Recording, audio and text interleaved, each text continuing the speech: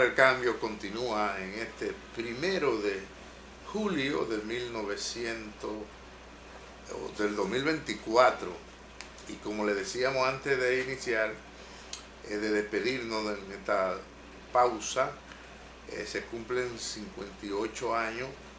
Joaquín Balaguer fue una figura muy joven cuando Trujillo aspiraba en 1930 a la presidencia de la República. Llegó a pronunciar discursos, fue un gran orador siempre desde muy joven, y entonces él se pasó los 31 años al servicio de la dictadura.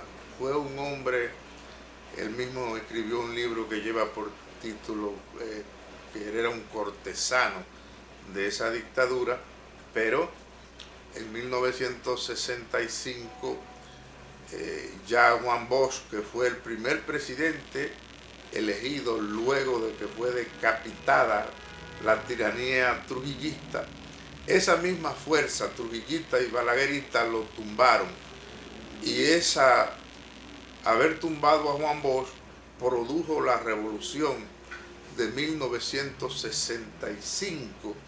Entonces se nombró un triunvirato para preparar las condiciones que permitieran hacer un proceso electoral, y quien ganó el que tenía que ganar, Joaquín Balaguer, en 1966, en una fecha como esta, porque Joaquín Balaguer representó siempre el remanente del trujillismo. Damos la palabra al doctor Freddy Ferrera, que es historiador, para que nos interprete ese periodo de la historia contemporánea de la República Dominicana. Adelante, doctor. Como no, yo creo que para entender esto habría que circunscribirse, irse, y invito a los amigos que lean el libro de John Barlow Martin, que era el embajador de Estados Unidos en República Dominicana. Escribió un libro que retrata muy bien ese periodo de la historia, creo que el destino de la República Dominicana, y ahí establece las guías para entender ese proceso. Ya tú hiciste una buena introducción para ver cómo viene Balaguer después de haberse ido, ¿verdad? Intentó quedarse en el poder después de la muerte de su jefe, y tuvo que salir a través de la nunciatura, tuvo que asilarse en la nunciatura y salir del país ya prácticamente derrotado. Los remanentes del Trujillato, tenemos que recordarnos, ¿verdad?, que Juan Bosch le extendió de manera equivocada, tenemos que juzgar eso después, una alfombra para que vinieran al PRD, bajo la consigna de borrón y cuenta nueva. Y cuenta nueva. Esos sectores que estaban asustados, que estaban como ratones, que no sabían dónde se iban a meter, pues vieron una tabla de salvación, apoyaron a Juan Bosch con sus votos, con sus influencias y con sus dineros. Juan Bosch pudo ganar en el 63. La historia recoge como 7 meses después que esos grupos se organizaron, tumban a Juan Bosch, entramos en otro periodo que desemboca, inestabilidad que desemboca en la revolución del 65. Una guerra, se puede considerar una guerra patria por las implicaciones que tuvo, y lógicamente, aunque nos vimos como guerra en una buena situación, creó una mayor conciencia, pero al fin y al cabo se impusieron las botas y las armas, y se impuso todo un periodo que pasó después que la revolución termina. Tienen que negociar con la OEA, que se metió acá y fue quien llevó el proceso político de negociación.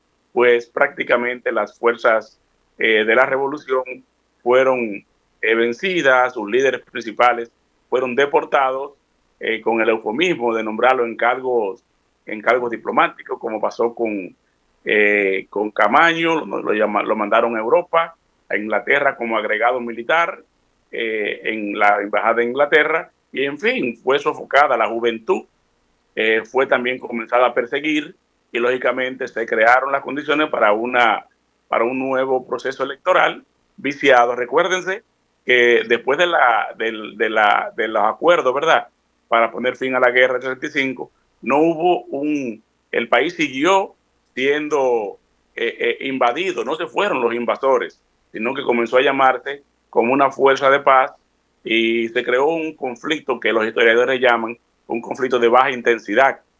O sea, la fuerza que nos intervino en el 65 no llegó a irse y la gente le voceaba a los, a los marines, a los guardias de la invasión, Yankee Gojón. Ustedes recuerdan esa, yo la escuchaba siendo niño, ¿verdad? Yankee Gojón, y los militares le voceaban para atrás Balaguer, Balaguer, y andaban con paños colorados en las metralletas. En fin, esa fue esa fue la historia y nos trajo unas elecciones amañadas y nos imponen a Balaguer de vuelta. Lógicamente, con la venida de Balaguer, pues ese trujillato que estaba disperso, ese neotrujillismo, lo que hace es que se nuclea alrededor de Balaguer, que era lo natural. Balaguer es la continuación de Trujillo y se hace fuerte. El primer periodo de gobierno, que fue del 66 al 70, ¿cuál fue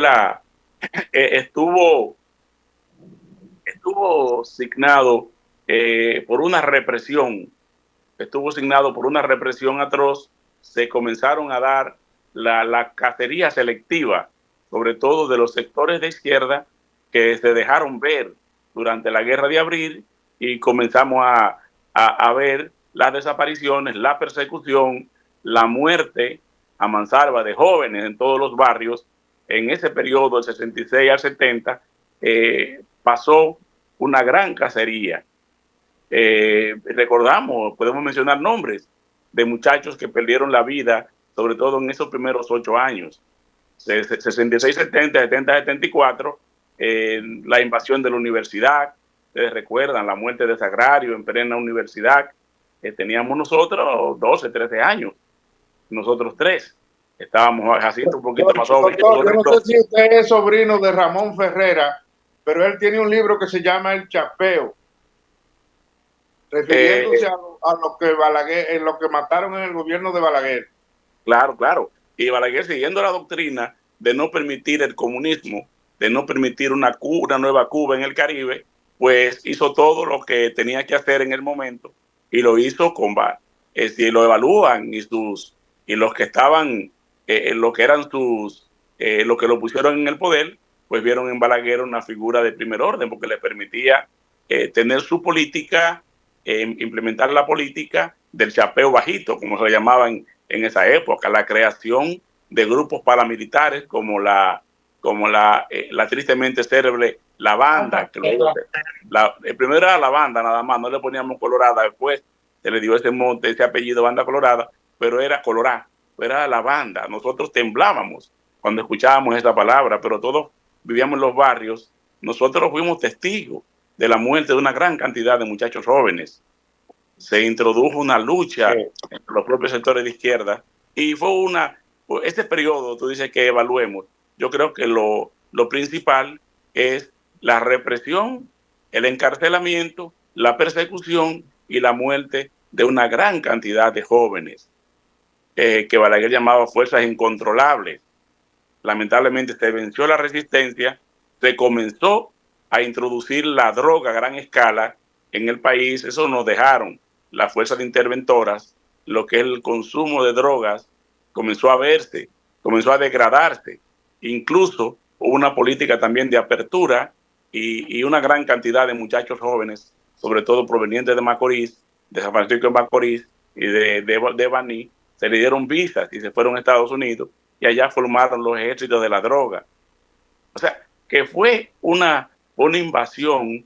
En lo que nos dejó la invasión fue un periodo de gobierno signado por este tipo de cosas. Comenzó a darse también lo que es el endeudamiento externo. En eso Balaguer fue un poquito más visionario, no echó mano tanto del endeudamiento, sino que ya estamos en el tiempo límite para entregarle a Montserrat.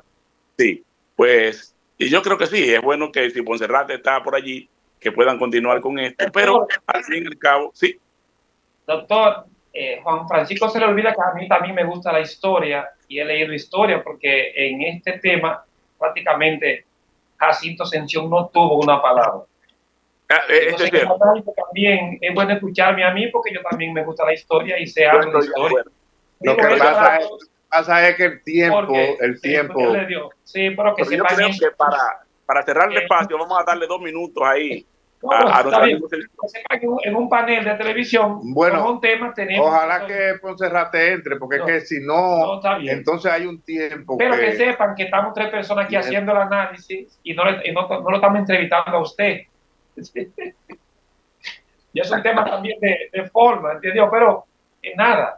Ya tenemos ¿Cómo un sargento va para un general que está hablando? No es el general, sino automáticamente usted entró, te dejo de entrar y a mí después dejar entrar a él, porque lo que estamos aquí somos usted y yo. Sí. Y luego entonces le preparamos el escenario al doctor Freddy para que seguir, porque también es bueno escuchar otras voces dentro del panel. Gracias por la observación. Bueno, parece que no tenemos que ir ya. Gracias, Natanael, gracias, Christopher, gracias a la gente que está, Félix, que está desde España viéndonos, y ya las personas que saludamos hace un momento.